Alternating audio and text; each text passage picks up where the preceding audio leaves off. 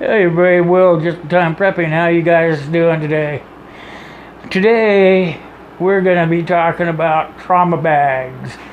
You know, I used to have just like a plastic box like this, sort of just kind of threw stuff into to start my first aid kit. But as I've been progressing, I decided to go ahead and splurge and just go ahead and buy a bag and make a trauma bag. So I thought that while I had you guys here, I would just go ahead and do it with you guys. So I went and I bought this really inexpensive like duffel bag. See, it's nylon. I didn't really mean to do a review of it, but when I unfolded it and saw it, it was really nice. It's got a nice zipper on it, and it's really spacey. So I'm gonna try to rig it up into a trauma bag, and I want you guys to go along with me. So hold on, I will move the camera down and we'll work down there, okay? So let's get down here where you guys can see what's going on. We'll work from right there. That looks like it's a good position. So like I said, it's got a little moisture thing in there because I just bought it. I think I'll just leave that in there. Anyway, what I have here is a lot of stuff that I've just been accumulating. And you know, one of the biggest things is that when SHTF happens, we're gonna need to have stuff that you probably wouldn't need, that you wouldn't think that you would need, you know. So what I've been thinking about, and other people have been doing videos on and whatnot, I just want to make sure I have everything here. And what I really noticed, everybody is big on it, but I don't see it happening, is that I've been storing up old medications. I'm not going to show you the thing because it has my name on it, but old medications that might be needed when there's no way to get to a pharmacy. So I have some that I have been discontinued on, but may come in handy down the road if somebody were to get sick or have the symptoms that it would take in order to take these medications. So none of them are opioids or anything, but they are things that happen, you know, health-wise to people.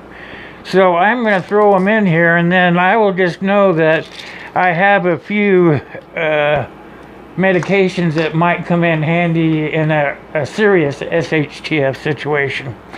Also, I have one of these is my COPD. I don't know how many people know what this is, but it is an oximeter, and it measures the amount of oxygen in your blood. And sometimes you can't breathe. You might want to find out if you have enough oxygen flowing through. So I have one of these. I'm going to throw this in the front compartment. Easy to get to, okay? Another thing I have is, I'm going to throw this in the front compartment also, is one of these here. And people are probably not going to think about these things, but I have diabetes, so I have an extra meter and supplies, so I'm going to put one of those in the trauma bag as well, because these are ways that you can treat people to find out what's going on with them. And this would be in an SHTF situation, of course. And then that's about it. I have some of these that poke you, get your blood going, get blood samples from you, and these. And I'm going to throw these inside. This here are strips for, whoops, dropped something, for this machine right here, which I'm going to show you right now. This machine here, it tells you, this is for people that take blood thinners. This machine tells you how thin or thick your blood is. So it's very important that you have one of these, even if you can't treat the problem, at least you could diagnose it. So That's why I'm going to put that in there with them. And then just throw one of these in, or put it up here. Put those in your mouth for if you snore or grit your teeth at night. Extra band-aids. Get everything going in here. This is prescription only aluminum lactate. You put this on parts of your body that dry out really dry, and the other lotions aren't working. Another thing I have are inhaler. I don't know what they're called, but it's the way they distribute the powdered inhalers, the powdered medications. And I also have a machine that won't fit in the bag, but it will be around, and it can't think you breathe into it, and this goes into your lungs. This is albuterol. This will open your airwaves and whatnot so that you can breathe if you have like an asthma attack or something like that. So I have a whole lot of these, so I'm going to put some of them in the trauma bag because I have more than enough. I have some for in here and then some for at home. So I'm going to put those in there. And we still got plenty of room in there, trust me. Now, we're going to get into this box I have back here. I'm going to switch these back like this. This is that box that I did a opening on. I'm going to close this front so I don't lose that stuff. This is the box that Hoople's Cap Preparation sent me.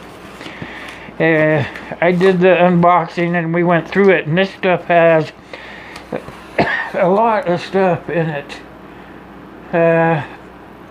Band-aids, gauze, sutures, needles to sew people up with. I mean, it has a lot of stuff in it.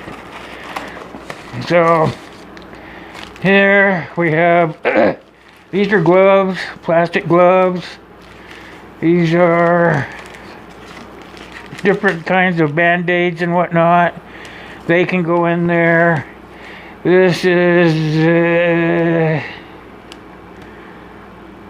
a dressing, a wound dressing. Put that in there. A Tegaderm film. And some more dressing. Some tissues. Some candy, mints, whatever you want to call them.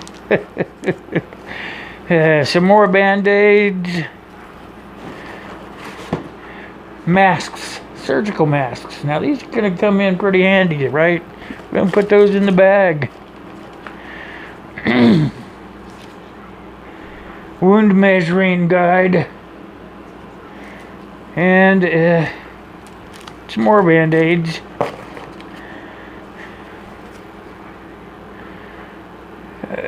2 inch by 3 inch. Must be some sort of wound dressing. Reinforced skin closure strips. Universal wipe.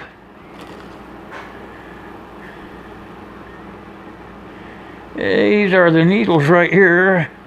I'll put those in the front. Put those in the front. These are latex. Must be some more gloves. Yeah, surgical gloves. That's what it says. Some more needles. Put those in the front.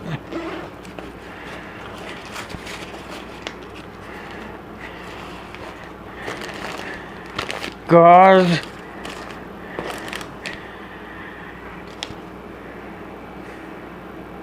Swabs, they're going to go in the front. Some more film, Tegaderm. A wound dressing, a huge one.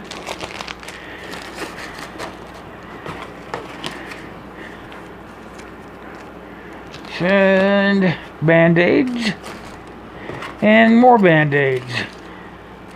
and his little letter he sent me, but we already read that. So that is getting to be a pretty nice little bag. I'm starting to get a pretty nice little trauma bag put together here. I'm going to show you guys here. I bought the darn thing. Let me get that out of there. Let's get this.